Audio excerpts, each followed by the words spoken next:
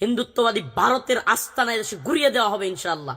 এবং আপনাদের সকলকে বলবো, প্রিয় যুব সমাজ, যদি আপনারা আজকে চুপ থাকেন, আগামীকালকে আমাদের একে একে সবাইকে এভাবে জীবন দিতে হবে এবং এদেশে কিছুই হবে না কাউকে হত্যা করলে, এইভাবে কাউকে দিনে দুপুরে খুন করলে কিছুই হবে না।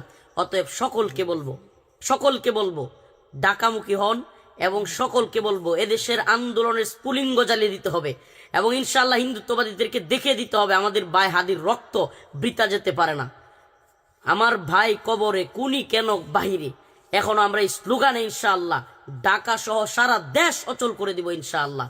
আমাদের সকলের প্রতি উদারতা আহ্বান থাকবে, চলুন আমি আসছি, আপনিও আসুন। আমার ছেলেটা অসুস্থ, খুব বেশি জ্বর, আমি আমার বাচ্চাটাকে বিছানায় রেখেও আমি ঢাকার দিকে আসতেছি, আপনারাও আসুন। সকলের প্রতি আমার উদারত আহ্বান যে এই দেশ জাতি যদি এখন হাদির ভাইয়ের বিষয়ে চুপ থাকে, আগামী দিনে শেখুল হাদিস আল্লাহ মামুনুল হক, হাসনাত আব্দুল্লাহ, শেখ হারুন ইজহার কিংবা ব্যারিস্টার ফুয়াদ, সাদিক কাইব, জনাব তারেক রহমান কেউ থাকবে না বাংলাদেশে।